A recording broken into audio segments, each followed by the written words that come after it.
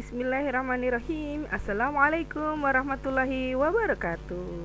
Berjumpa lagi bersama Bunda Erisa. Kita belajar bersama tematik, yaitu tema 1 dan subtema 3 yang berjudul lingkungan dan manfaatnya. Ya, lingkungan yang akan kita bahas yaitu adalah daerah penghasil gerabah. Di manakah itu? Yaitu di Pulau Madura. Berada di manakah Pulau Madura? Yuk kita lihat map di sebelah kanan ini. Ada Pulau Madura, yaitu ada orang yang berdiri di sini, orang Madura dengan kostum budayanya. Nah, Pulau Madura posisi geografisnya yaitu di sebelah Pulau Jawa yang dipisahkan oleh perairan yang bernama Selat Madura. Jadi selat adalah laut yang memisahkan antara dua pulau. Kemudian apa sih gerabah itu? Nah, di sini dijelaskan dalam bentuk contoh gambar ilustrasi yang bernama komik.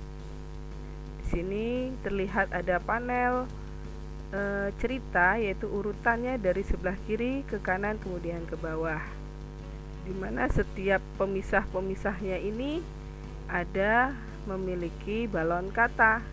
Balon-balon kata ini merupakan bahasa percakapan dari seorang gadis pada gambar tersebut bernama Lani. Nih, Bunda bacakan. Untuk membuat gerabah, siapkan tanah liat yang baik. Jadi dalam bentuk kalimat langsung, seolah-olah kita baca pun sebagai Lani. Itu adalah ciri khas komik. Di dalamnya dia menceritakan bagaimana proses pembuatan gerabah, yaitu di sini bentuk sesuai keinginan di atas mesin pemutar. Jadi dibantu oleh pemesin mutar. Kemudian Lani dengan cerianya, setelah gerabah kering dan dibakar, warnai sesuai selera, yaitu ini produk-produk gerabah merupakan perkakas-perkakas rumah tangga yang dipakai untuk kebutuhan masyarakat Indonesia. Ini merupakan barang-barang yang dilestarikan sebagai warisan budaya Indonesia. Bisa berupa kendi, yaitu tempat minum dari tanah liat, kemudian guci atau vas bunga yang terbuat dari tanah liat. Itu beberapa produk gerabah. Di sini kita lihat pengrajinnya pun juga sangat rajin dan sebagai pekerja keras, ahli terampil dalam membuat gerabah. Gitu. Ini hasilnya terlihat dengan tangan yang terampil tadi menghasilkan karya yang indah. Dengan hasilnya tersebut bisa dijual menghasilkan uang. Gitu. Melihat posisi duduk pengrajin ini, kita lihat lama-kelamaan memang dalam keadaan membungkuk ya.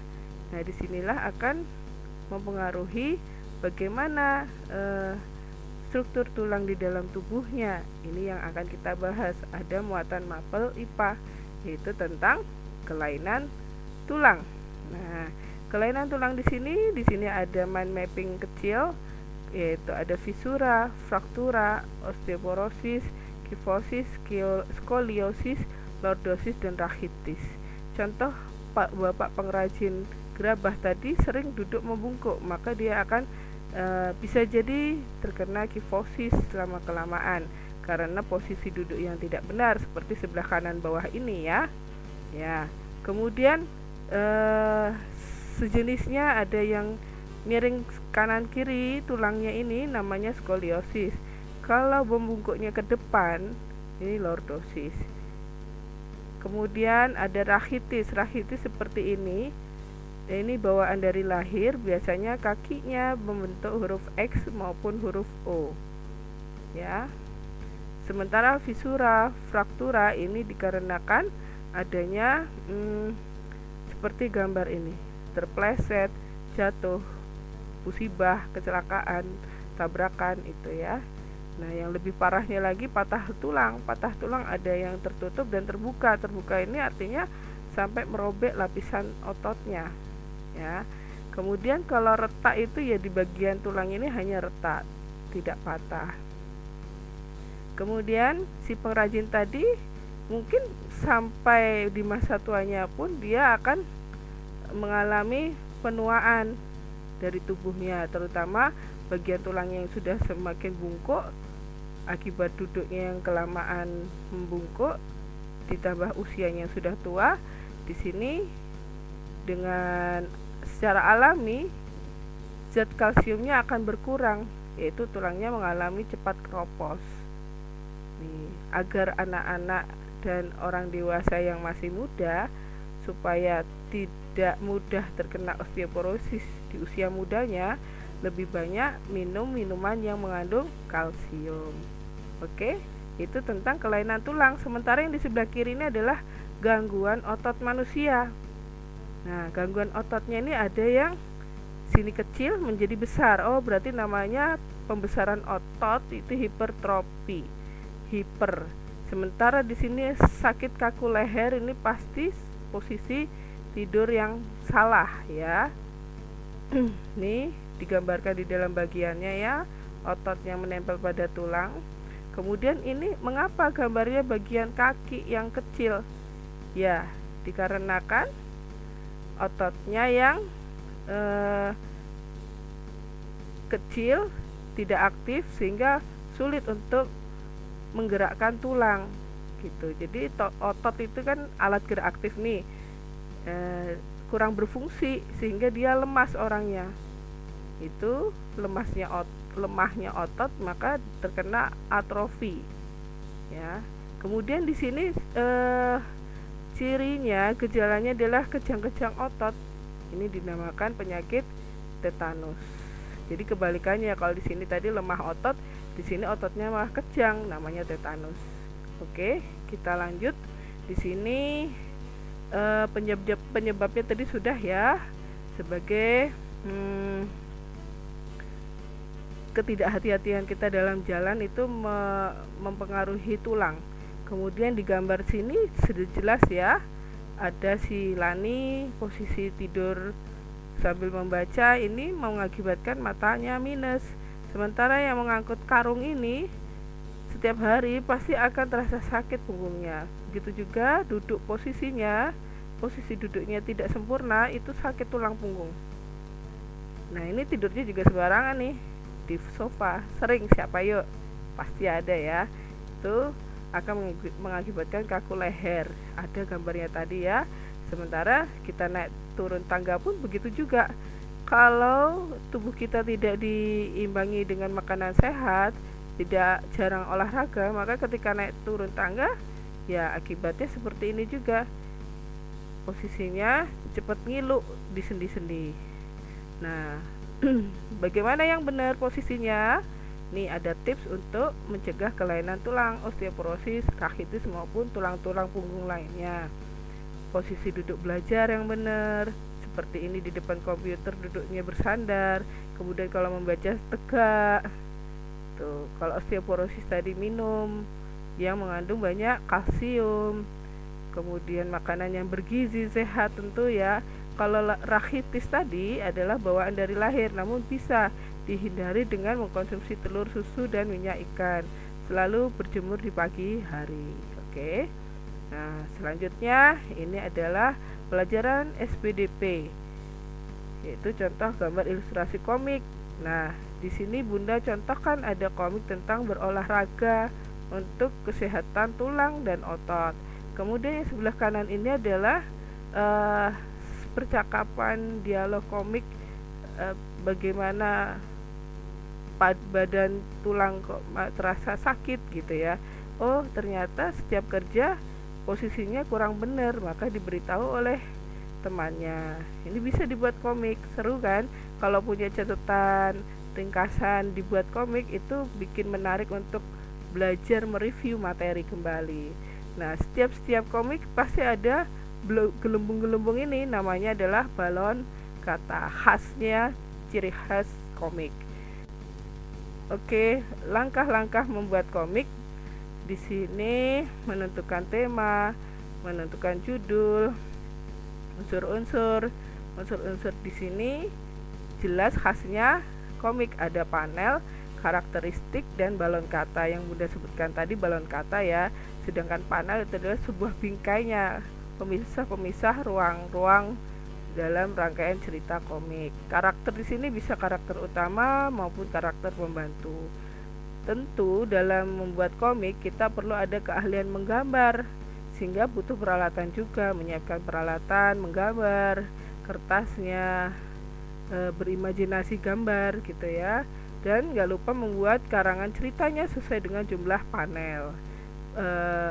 Mengarang bahasa percakapan yang mau ditulis itu apa, itu sesuai jumlah panelnya gitu ya. Seperti ini contoh panel, ada yang langsung turun ke bawah, ada yang ke kanan, baru nanti turun ke kiri dulu, baru turun lagi ke kanan, selang-seling zigzag, kemudian ada yang belok terus lurus ke bawah, macam-macam di sini panel contohnya ya. Komik itu suatu bentuk seni yang menggunakan gambar-gambar yang tidak bergerak dan disusun sedemikian rupa sehingga membentuk jalinan cerita. Inilah membentuk jalinan cerita itu dibantu dengan berbagai macam panel ini. Oke, terus ciri komik, tentu komik yang mengedukasi anak-anak adalah bersifat kepahlawanan dan wataknya itu secara sederhana, enggak yang kompleks seperti orang dewasa ya. Kemudian menyediakan humor. Tentu bahasa yang di dalam balon kata itu adalah bahasa percakapan, bukan sebuah cerita dalam paragraf ya, tapi percakapan. Proporsional itu yang sesuai ukurannya, porsinya gitu ya. Hadir untuk menyampaikan cerita. Tentu dalam sebuah cerita tuh pasti ada pesan yang ingin disampaikan kan. Nah, di situ disusun gitu ya, maka bermanfaat untuk mengedukasi anak-anak. Ya. Oke, selanjutnya adalah pengaruh letak geografis Indonesia sebagai negara maritim dan kepulauan. Ada saja dampak positifnya dan dampak negatifnya. Dampak positifnya apa? Kalau kita berbicara negara maritim, berarti berkaitan dengan perairan di lautan Indonesia, ya kan? Itu berpotensi bagaimana? Oh, ternyata banyak negara-negara yang melirik untuk datang ke Indonesia dengan kepentingan berdagang, kemudian berekspedisi dengan perahu layarnya gitu kan. Apalagi kita juga budaya nenek moyang adalah terkenalnya dengan kapal ini, kapal pinisi ya. Nah, banyak sumber daya alam di lautan yang betul-betul dilirik oleh orang luar gitu kan, sehingga itu tadi kita perlu menjaga negara kita jauh dari konflik ya, baik konflik dari luar, orang luar maupun konflik kedaerahan yang kita beragam suku. Nah, dampak positif berikutnya adalah transportasi. Indonesia menambah infrastruktur. Contohnya seperti sebelah kiri ini ada bangunan jembatan yang menghubungkan dua pulau, yaitu Pulau Jawa dan Pulau Madura. Bayangkan jembatan di atas selat. Nah, ini perlu biaya yang besar sekali, namun akan kembali dengan banyaknya para wisatawan yang berkunjung ke Pulau Madura. Salah satunya adalah tempat tadi penghasil gerabah gitu kan. Nah, mungkin bisa terjadi perdagangan internasional gitu ya, dijual keluar gitu, guci-guci besar yang indah, yang cantik. Kemudian dampak positifnya adalah yaitu akan bertambah devisa. Devisa itu pendapatan negara gitu, pemasukannya. Kalau wisatawan asing datang kena pajak kan. Nah, pajak itulah sebagai pendapatan negara yang nanti dikembangkan untuk mengembangkan destinasi pariwisata, yaitu tujuan wisatanya jadi ditambah dipercantik, dirapikan, diindahkan seperti itu. Jadi semakin banyak wisatawan yang datang, baik yang dari luar maupun dari lokal orang Indonesia sendiri gitu. Kemudian dampak negatifnya lagi-lagi secara geografis, daratan, gunung itu, lempeng-lempeng di pulau-pulau Indonesia itu termasuknya yang rawan dengan bencana gempa bumi. Itu dampak negatifnya ya. Lalu kalau tidak kuat menjaga persatuan dari keberagaman suku itu rawan untuk konflik, maka harus menerapkan sikap-sikap persatuan Indonesia. Kalau tidak, mungkin bisa jadi akan terjadi pelunturan budaya, bukan pelunturan ya, peleburan budaya, pencampuran budaya asing dengan budaya Indonesia. Seperti contohnya di sini ada lagu daerah yang dikompilasi dengan lagu luar seperti itu. Terus kemudian ada apa lagi nih? Barongsai kan bukan budaya sini. Namun karena pendatang yang tadinya hanya berdagang lama kelamaan tinggal di sini, dia akan membuat sebuah perkampungan Cina, perkampungan Arab seperti itu. Kalau perkampungan Cina itu biasanya namanya pecinan. Sehingga budaya barongsainya pun jadi terikut di sini ya. Bahkan peran tokoh di dalam buku tematik pun juga ada yang bernama siapa? Lani. Itu ya. Terus yang masih asli itu ini yang dari Bali, tari kecak sama tari reok. Ya, itu masih asli.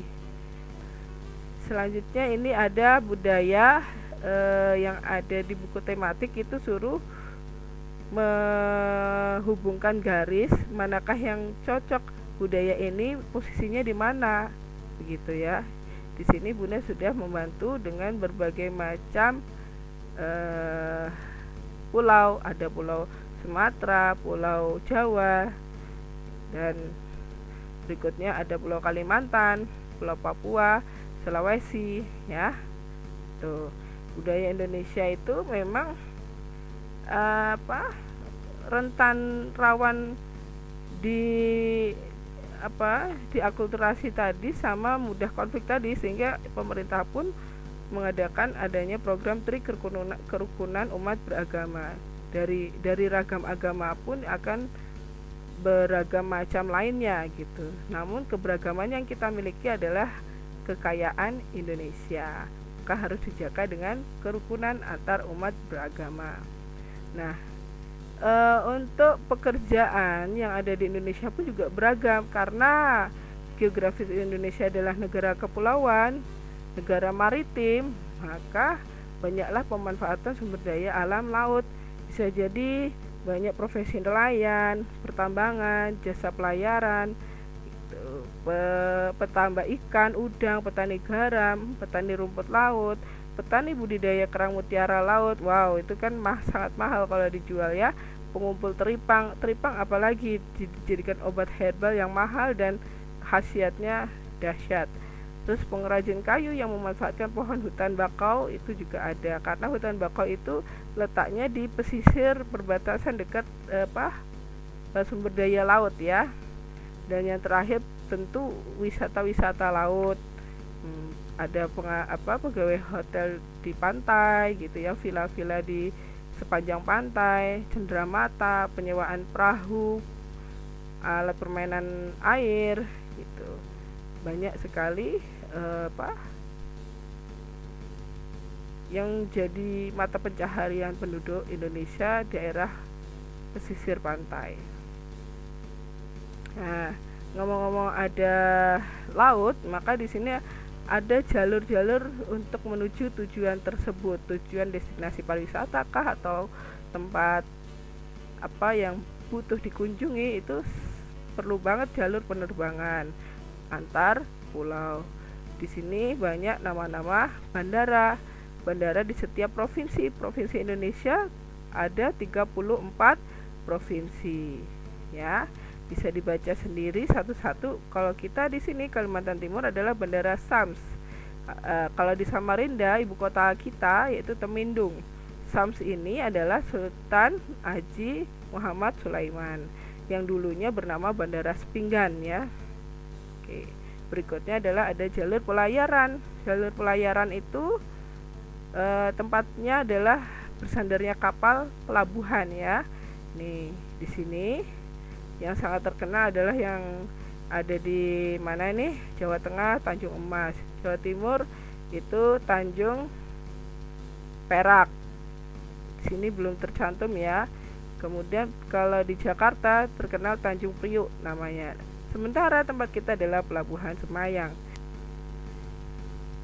Pemilihan ketua kelas di sini kegiatan di mana kita mencerminkan sila keberapa gitu ya. pasti identiknya pemilihan ketua kelas ini kan keputusan bersama, pasti itu sudah sila keempat, kelihatan yang dipimpin oleh hikmat kebijaksanaan dalam permusyawaratan perwakilan, yaitu mengambil keputusan bersama. Namun bisa juga berkaitan dengan sila ketiga, sila kelima, dan juga sila kedua.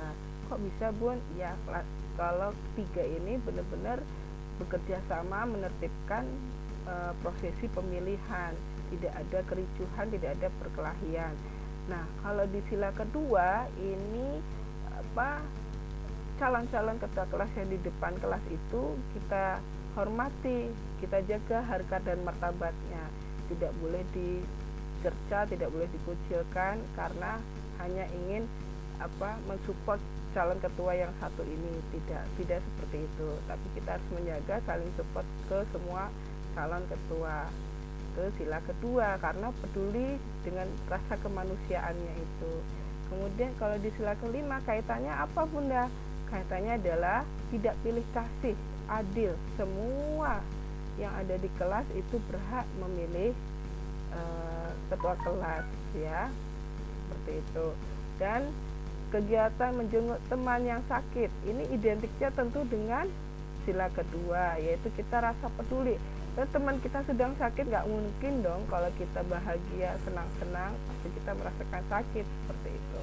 Kalau untuk yang lainnya berkaitan juga nggak, Bun? Iya, sila satu kita mendoakan dengan lewat doa-doa kita beribadah mendoakan teman kita. Kemudian sila ketiganya kita menjenguk itu atas dasar karena kita menjalin persahabatan, yaitu persatuan, ya kan, bersatu. Sila kelimanya adalah apa? Kalau ingin memberikan bingkisan semangat buat yang sakit agar cepat sembuh, bersama-sama dengan teman-teman lain, ya urunannya secukupnya, bisa misalnya hanya bisa memberikan berapa rupiah, ya nggak apa-apa, itu adil sesuai kemampuan, tidak boleh dipaksakan tapi harus sesuai dengan keikhlasan dan kondisi. Ya baik, insya Allah cukup itu untuk materi di tema 1, subtema 3 tentang lingkungan dan tempatnya, lingkungan dan manfaatnya, ya. Anak-anak semua tetap semangat dalam kondisi COVID ini, terus meraih cita-cita yang gemilang, ya, dan prestasi yang gemilang pula. Oke, anak-anak yang soleh dan solehah, Bunda akhiri dulu, semoga bermanfaat. Alhamdulillahirabbil alamin. Wassalamualaikum warahmatullahi wabarakatuh.